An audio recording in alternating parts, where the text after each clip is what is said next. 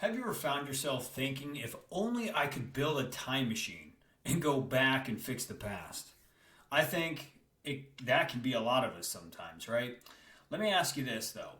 What if you could finally forgive yourself for the mistakes you've made, things you didn't do, and finally be in the moment providing solutions to high impact and high payoff problems right now? And there's a bunch of other stories just like that. Somebody got hurt really badly, way worse than I got hurt. And they, instead of thinking about all the things that they couldn't do, they pivoted to think about, okay, can't do this, can't do that, but I can do this, I can do that. They focused on what they could do. Big thanks to Alpha Coffee.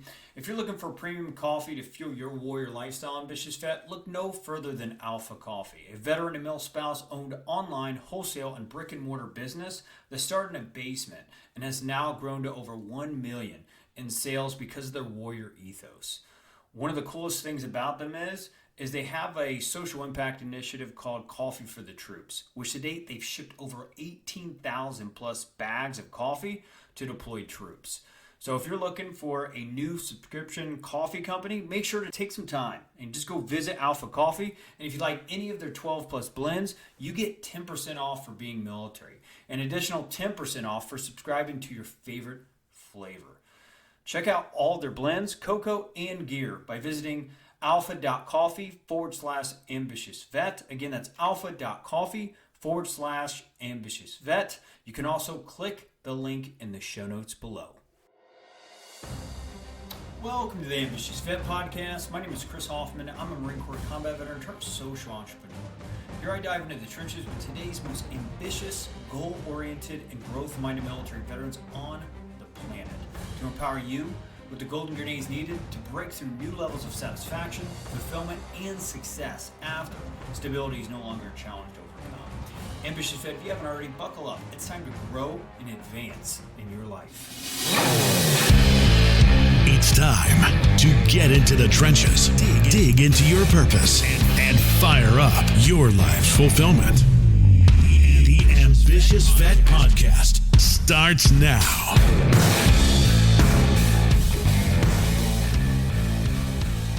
What's going on, Ambitious Vet? We are right back inside the trenches today with Jackson Dalton. Jackson was injured while serving the United States Marine Corps. The injury changed Jackson's life forever and instilled in him a drive to help others through a career in occupational health and safety. Jackson has devoted his life to making sure that people don't get hurt at work so they can continue to do the things they love to do with the people who matter most. With over 13 years of experience, a master's degree in public health, a board of certified safety professional, and a genuine enthusiasm for helping others, Jackson delivers more than just a product. As a former 3M corporate safety engineer, Jackson has the experience and expertise to identify your safety needs and recommend the best products suited for the job and to teach your employees how to use them. Jackson, are you there, brother? I am. Good afternoon. Thanks for having me, Chris. Brother, it's an absolute privilege, man. Just go ahead and fill the gaps inside the introduction and tell us a little bit more about your background. Okay. So I enlisted in the Marine Corps shortly after graduating from high school. I enlisted in September of 2000 and wanted to be a Marine, wanted to be a rifleman. So I went to boot camp in San Diego, went to School of Infantry at Camp Pendleton, and then I was selected for Amphibious Reconnaissance School. I went to Little Creek, Virginia to go to recon school, and it was a 10-week program.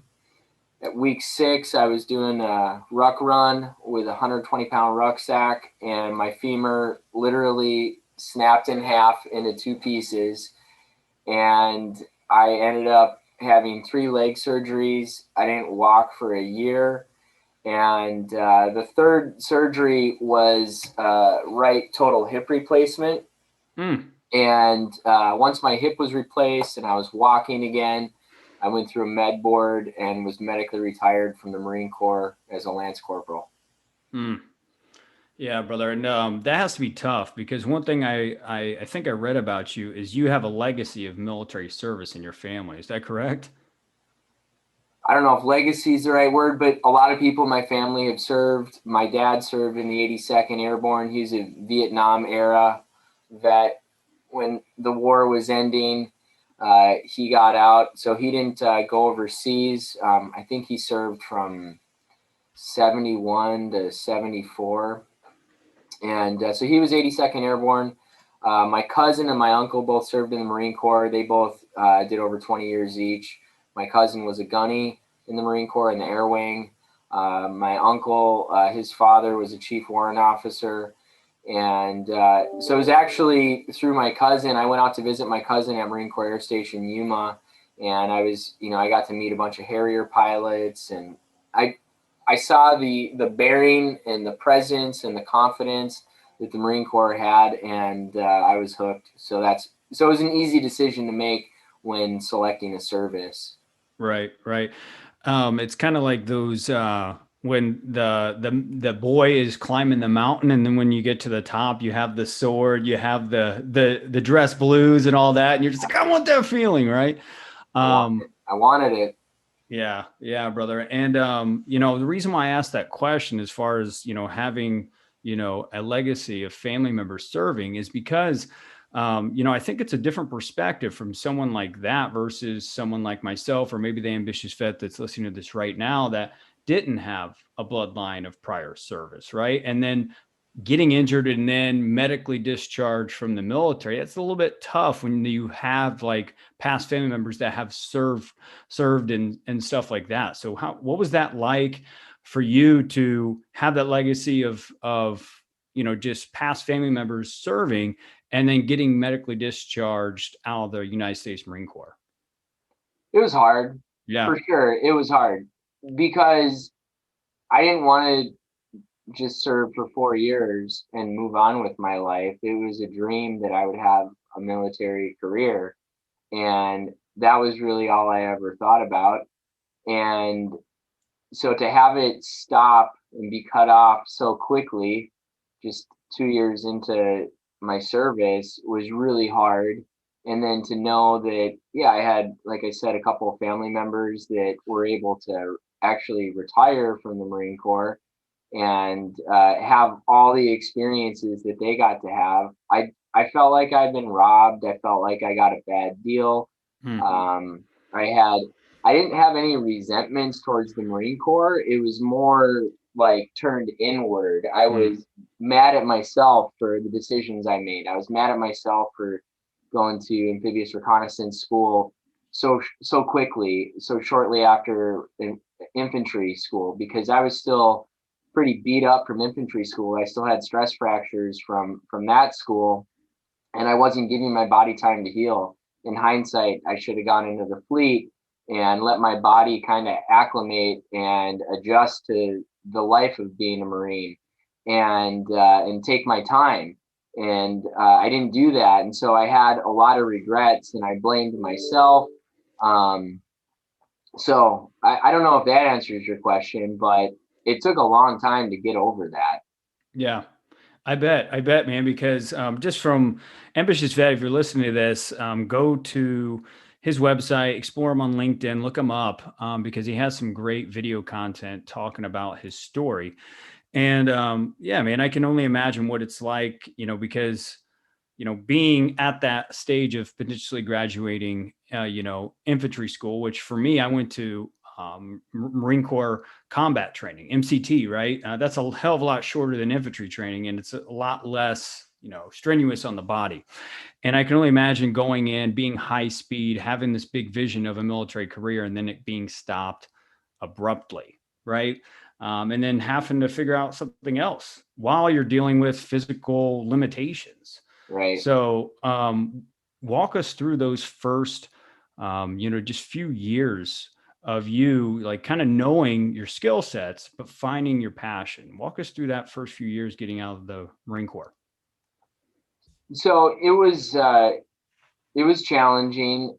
Prior to my injury, I was real athletic. I did a lot of endurance running. So I was a long distance runner. I was involved in martial arts. I was a wrestler. I did a lot of things like backpacking.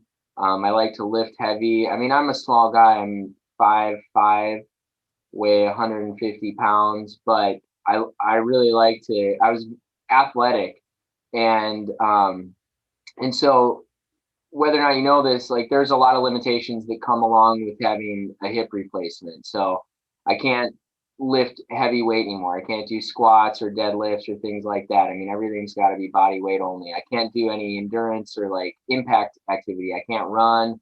I can't play a lot of the sports that I used to play. So everything is very low impact, swimming, yoga, cycling, things like that. And then even then with cycling, if I crash a bike, I could get in a lot of trouble because I've got an implant.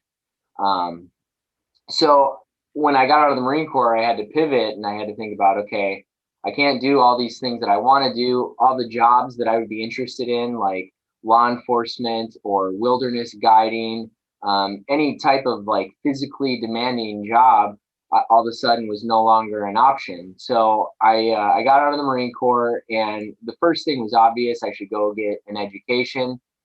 I went to the VA and I applied for Chapter 31 vocational rehabilitation. And, they put me through a battery of tests and said that college would be a good fit, that by going to college, I would become job ready or job placement ready. So I went and I got a 4-year degree, a 4-year bachelor's degree in business administration. And my senior year, I started applying to jobs that are a good fit for a business degree. And I wanted to find something in sales and marketing. And but I wanted to do something that was meaningful, something that was going to make a difference. I was applying to jobs selling copy machines, fax machines, computer software, things like that. And none of it was that interesting or compelling. None of it was going to, it didn't feel like I was going to change anyone's life. It didn't feel like something that I could be passionate about. And I ended up finding a company. They were looking for a sales manager trainee, somebody fresh out of college that they could kind of grow from the ground up. And the company was really interesting. I went to their job fair and they had posters of guys climbing wind towers and oil derricks and telecommunication towers. And they were a manufacturer of safety harnesses. And it's now a 3M company, but they manufactured fall protection safety harnesses. And so that was it seemed like a perfect fit. It leveraged my business degree, and I was selling safety equipment that would potentially save someone's life. And I applied, I got the job, and that first job changed my life forever. And long story short, after getting that job, I realized I had this awareness or this epiphany that I got hurt at work, and it changed my life forever. My life will never be the same because of the injuries that I sustained in training. And so I realized the impact that an occupational injury has long term on someone's life and everybody that's also in their life, their friends and family, things like that. And so I had this epiphany that I got hurt at work. It changed my life forever. And it became my mission to make sure that others don't get hurt at work so that they can do the things that they love to do with the people that they love to do those things with. Yeah, no, that's great, brother. And I love the story of while you were getting an formal education, just looking and just exploring, right? Not having it all figured out, but just going into, getting your bachelor's degree in business, just exploring it and seeing that next opportunity and, and kind of just being curious and leaning into it. Right. And then just how that passion found you. Right. And that's great. I think a lot of ambitious vets can pull some juice out of that and be like, all right, where am I not just leaning into something and seeing how it relates to something in my life, right? Yeah, Steve Jobs, the founder of Apple, he talks about it's only in hindsight that you can see the dots and you can see how the dots connect. But I think it's important to be a good listener to yourself. You need to be in tune with the things that interest you, the things that resonate with you, your own life story, your own experiences. How do your experiences, your skills, your interests, how do they best line up? And it's got to be in a way that also serves other people. So you need to find how your interests, your experiences connect with the population, because you can't serve a population of one. I mean, ultimately, whatever it is that you do, ideally it serves a large population, especially if you want to monetize it, then you want as big a population to serve as possible. But my point is, you need to pay attention to that stuff. If something interests you, if something captures your attention, if there's an experience in your life that was really meaningful that you keep going back to, what is it and why is that? Yeah. What I hear in that, brother, is just asking ourselves difficult questions, like the why questions, why am I feeling that way? Right. Why am I thinking that way? Why do my thoughts continue to go to that moment, that situation, and exploring that? It's great. Yeah, I assume that I understand you're into podcasting. I'm sure that you have some other business interests. I think you also do some business consulting and coaching and things like that. But I'm assuming that there was a point in time when you realized, man, I really like to interview people, or I really like to get to know people at a deeper level, or I really like telling my friends and family about this person that I just met and how their story could help them. I'm assuming that you had some experiences that planted a seed that eventually you arrived at the conclusion, I need to be doing a podcast. Is that fair? Yes, sir. Yeah, I just found a passion for promoting people, and I think it came back whenever I was in network marketing, when I was just figuring out how to communicate with civilians, man, straight up. And in network marketing, you always have to edify your upline, right? And during that time, I always was going through, okay, this is so you got to know them, this is why, this is the intention behind this introduction. And I just found that authentic, genuine passion whenever I was constantly edifying or promoting or connecting people, man. And I was like, how can I do this on a bigger level? And that's whenever I was like, man, what about a podcast? Why not showcase top subject matters like, Jackson, Dalton, to just tell their story, give them a voice, give them a platform to promote what they're passionate about and inspire others along the process. And the coolest thing about the whole experience, brothers, I get to learn, I get to learn through the whole thing, Yep. So thank you for asking that question. So, brother, I want to go ahead and shift gears into an idea that we dug into our pre-interview. And it was binaural thinking, right? Which is like white or black, right? There's no in between, there's no color, it's just white or black. And how to pivot our identity. I want to kind of hear some examples from yourself around binaural thinking that us veterans kind of fall victim to. And then also, how do we pivot along the way when we're trying to grow outside of that thinking, if that makes sense? Yeah. Okay. No, 100%. So when I think of binary thinking, I think of zeros and ones. I think that idea comes from computer coding. That's the language of computers. But basically, it means that something, like you said, is either white or black. For example, I'm either a Marine or a nasty civilian. I'm either a successful businessman or I'm like a poser, wannabe entrepreneur that's not having any success. I'm either like an ultra athlete or I'm just a nasty fat body. Like, it's this either or. And I've struggled with that my entire adult life. And it was really a struggle getting out of the Marine Corps, because that was the only thing I wanted to be was a Marine and a gunfighter. And now I got out and it's like, okay, well, who am I and what am I? And I don't even feel comfortable identifying myself as a Marine because I never even made it to the fleet. And so I had like this weird conflicted identity about who I am and what it is that I'm about. and it's very like all or nothing, black and white thinking. And I really struggled with that. And it took a really long time, and it really helped to listen to other people's podcasts. I listened to Jocko Willink's podcast, the Jocko podcast. I listen to a bunch of, like, usually it's like special operations, former spec ops guys that start a podcast just because they're super extreme, and I just love what they talk about and the people that they interview. And these guys would be interviewing people that were got blown up pretty bad or got shot up pretty bad. And there was this one guy, Rob Jones, that was on the Jocko podcast, and he was a double leg amputee, and he set out a goal to run a marathon. Well, first, when he got out of the Marine Corps as a double leg amputee, the first thing he did was become a Paralympic rower.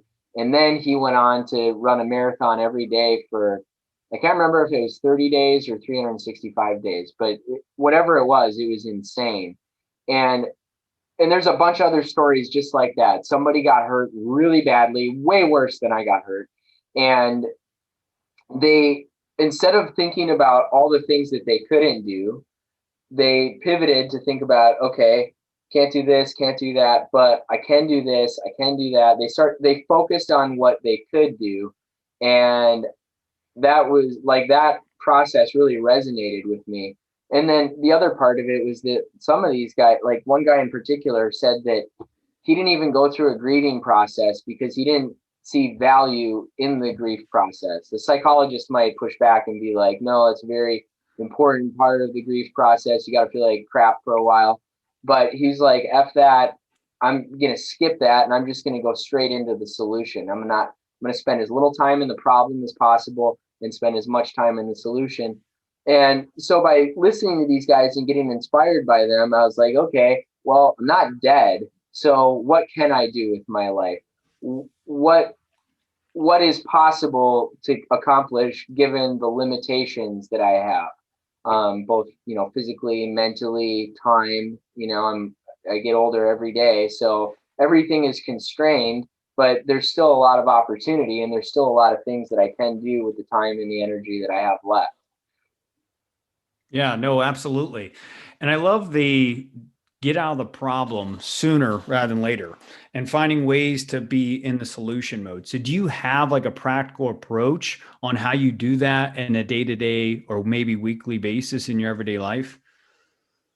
All I know is what my story was, and that process that I just described. I mean, I've been out of the Marine Corps since 2002, and now it's 20. So I've been out of the Marine Corps for 18 years. And I would say it's just been in the last couple of years that I was able to like get over my resentment at myself for the decisions that I made that led to the hip replacement. It was just in the last couple of years. So I spent a lot of time. I spent a lot of time drinking. I spent a lot of time, obsessing over building a time machine. I mean, I say it as a joke, but like, basically wishing I could go back and do things differently. Right. I wasted a lot of time is the bottom line. And it's only been, in the last, I would say 4 years that I just came to this, and it was through listening to Jocko Willink's podcast. He has everything he talks about has been really helpful for me. But I just came to the conclusion 4 years ago. It's like, all right, I'm here now. Let's see what we can do in the here and the now with the resources that I currently have.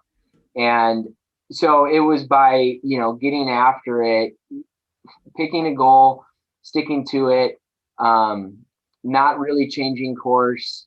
That was the process that, it all started, I think it all started, in my career, as far as like the recovery phase of just finding a new identity and pursuing it. That was how I, practically got through that. But it, like I said, it took 18 years.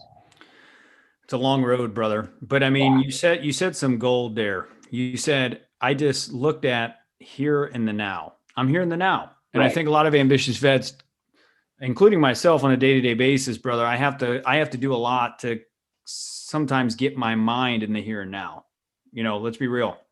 And then once you get to the here and now, what's next? And just explore, not a right or wrong, like binary thinking, but like, what's next? What are possible solutions, man? Right? Is kind of what I heard you were saying, but you've just done it over and over again over the past 18 years. Exactly.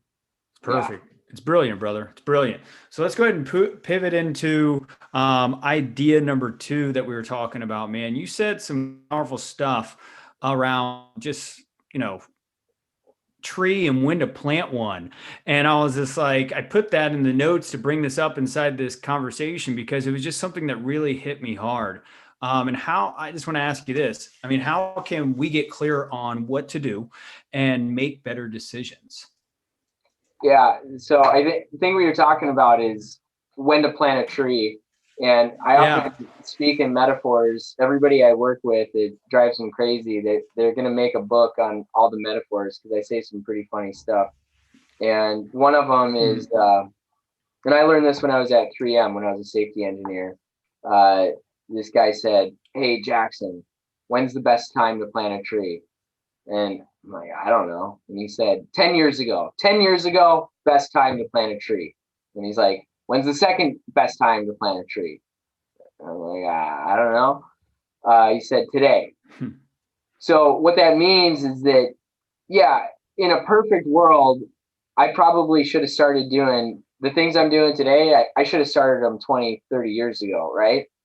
But I can't do anything about that. I don't have a time machine. So that being the case, if there's something that I want to do, the best time to start doing it is now. And I remember vividly, I was having lunch with, this was like 5 years ago, 2015. I was having lunch with my sister and her best friend, Carissa. And I was in the process of applying to graduate school to get a master's degree in public health. And I had gotten halfway through my application and I stopped. And my sister's friend, Carissa, she's like, "Well, why'd you stop?" And I said, "I think I'm going to apply for 2016. And she's like, "Well, why would you do that?" And I was like, "I don't know, 2015's coming quick, or 2014's coming quick." Yeah, that's when it was. And she's like, "Whatever." She's like, "Just do it now, get it done. Like, why would you wait another year?" And so I listened to her. I went home and I finished my application. I submitted it. I got in and I went to grad school. I started in 2016 or 2014 and I finished in 2016. And so that's like that's what that's all about is, there's no time to waste. If there's something that you want to do, start the process now, because whatever it is, whether it's, going to graduate school, starting a business, starting a new career, revising your resume, whatever it is that you want to do, it's probably going to take longer than you anticipate. So you might as well start it now, knowing that it's going to be a process. That's awesome. Yeah. I mean, I wrote down one day or day one. We choose as ambitious vets, right? Yeah. Some really good stuff. And I just coined that from Change Your POV. Bennett Tanton's the host of that podcast. So I can't take the credit for that, but just reminded me of that one-liner. Very powerful stuff. So, brother, we're going to take a quick 10-second break. We're going to thank our sponsor, but Ambitious Vet. We will be right back inside the trenches with Jackson Dalton. We'll be right back. Looking for a new outdoor game to gift a family member this holiday season? Try Rollers, the next great outdoor game. Rollers is a fun outdoor game for the entire family, a game of skill with the element of chance. Their convenient carry bag allows you to bring rollers wherever you go, set it up in seconds on the grass or in the sand. Ambitious Vet, I've played this game multiple times and even played it during a tailgate waiting to enjoy the Rose Bowl in 2019. But don't just take my word for it. Wall Street Journal says Rollers is the next great lawn game you've never heard of. Check it out now by visiting rollers.com. That's spelled ROLLERS.com. LLORS.com. Enter in AV Network to get your shipping waived for you. All right, Ambitious Vet, we are right back inside the trenches with Jack Dalton, president and founder of Black Box Safety. And Ambitious Vet, he's been dropping in golden grenades after golden grenades on this show, diving into the power of being in the here and now. Also, what to do after you get to the here and now, and ask yourself what's next, and just allow your imagination to take off. He's also dove into what to do when you can't produce your own time machine, and how to start now versus constantly being like, well, one day I'll do that. It's been an amazing journey so far, Ambitious Vet, and I can't wait to see how Jackson just really sums this entire thing up. So Jackson, we have a tradition here. We want to sum this entire show up with 3 golden grenades. So there's an Ambitious Vet that's listening to this right now, man, that's at least 3 years out of the uniform. He's lacking satisfaction, fulfillment, or even a deeper sense of purpose. What would be 3 golden grenades you would give that Ambitious Vet right now? Okay, so I'm just going to preface it with some context. If you're interested in starting a business, that's what these 3 golden grenades would apply to.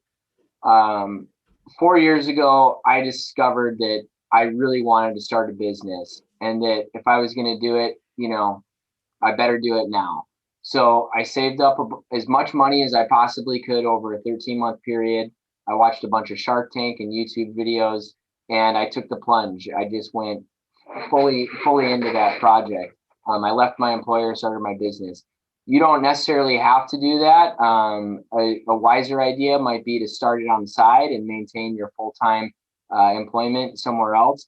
But that's what I decided to do. I knew I wanted to do it, so I did it. So that being said, if you want to start a business, this is what I would have to offer you. Number one, you have to be a responsible steward of cash flow. So you need to save as much as you can. And especially in the beginning, you're probably not going to have any idea of what it is that you're doing. In other words, you're not going to know if you should spend money on this thing that you think is going to rocket your business to the next level, or you shouldn't. So that being said, it's better to do nothing. Spend no money if you possibly can. And you're going to need to write a business plan. You're going to need to, get business cards and things like that. So there are going to be some things that you can occupy your time with. But the best way to occupy your time is to take advantage of every free resource that you can. So this would be golden grenade number 2.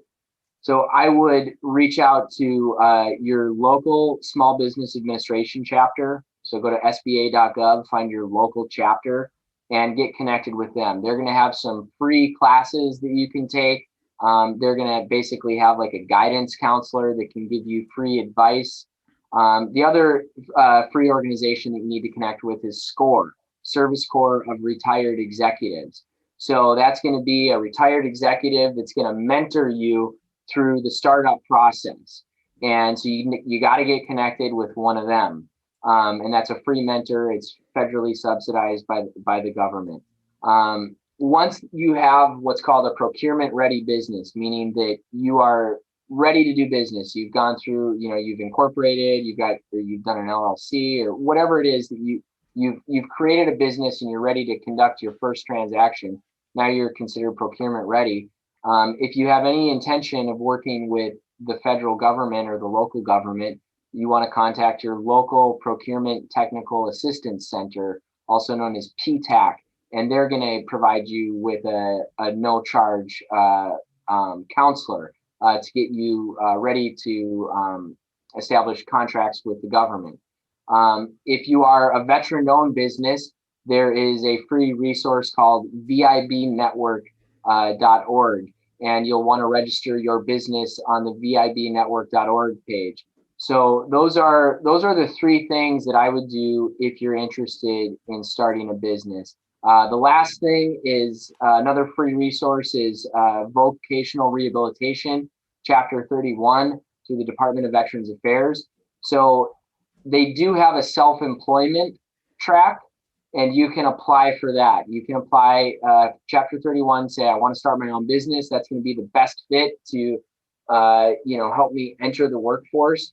And they will help you get started. They'll help you buy potentially a computer and some inventory or whatever expenses you have related to the starting up of your business. They can help with that. So if anybody wants to talk to me more about this, you can visit my website, blackboxsafety.com. And in the top right is a contact form. And you can reach out to me directly. And I'd be happy to talk to anybody that's interested in starting their own business and they want to talk more about it. That's great. That's great. Ambitious Vet, again, that's blackboxsafety.com. Jackson, how does an Ambitious Vet connect to any of your social media? It's all going to be Black Box Safety. So we're on Facebook, LinkedIn, Instagram, Twitter. I would say that, I love it when people connect with us on Instagram because it's fun and we post a lot of pictures. So if you go onto Instagram, follow Black Box Safety, we would totally appreciate that. And like our Facebook page, follow us on LinkedIn. We also post job openings and internship openings and things like that on those pages as well. Yeah, PPE, that industry is taking off during these times. So could you just give like a quick blurb about your company? Yeah, so I've been in the field of health and safety for 14 years. And when I started my company 4 years ago, I started what's called a distribution company. So we sell personal protective equipment directly to government agencies. So we do a lot with the VA healthcare system, Department of Corrections, the Border Patrol, police and fire, and we provide them with all the personal protective equipment that they need. Gloves, glasses, goggles, face shields, gowns, hand sanitizer, defibrillators, active shooter kits, things like that. And so we're a distributor, a supplier. We also do safety training. So we teach classes on how to wear a safety harness, first aid, CPR, things like that. And started the company 4 years ago. Just a year ago, I had one full-time employee. Now, thanks to a lot of hard work and things like that, we've grown pretty quickly. And right now we have 8 full-time employees. We've got a beautiful office space and warehouse here in El Cajon, California, which we're in San Diego County. And we've got an e-commerce platform at blackboxsafety.com, so you can see all the different products and services that we provide. Perfect. Ambitious Vet, go ahead and check that out. And if you know anybody that needs to get connected with Jackson and his team at Black Box Safety, make sure you make that introduction and connect with him on LinkedIn. Well, Jackson, brother, I just want to thank you for being an ambitious vet in your life, man. Someone that's got right hooked by life, but you bobbed and weaved, overcame it, brother, and you've really gone out there and made an impact. Thanks for just sharing some breadcrumbs for the rest of us to follow. Thanks for joining the show. Thanks for having me on the show, Chris. The Ambitious Vet is available on all popular podcast platforms. Go to vettrainingcoaching.com to subscribe, rate, and share with fellow vets. Hey, Ambitious Vet, before you go, make sure to go check out all the fuel to keep your warrior lifestyle moving inside the trenches at Alpha Coffee. For as little as $16 a month, you can get premium coffee being shipped to your door weekly, bi-weekly, or every month. Make sure to go explore their blends, their gear, and all their social impact initiatives by visiting alpha.coffee/ambitiousvet.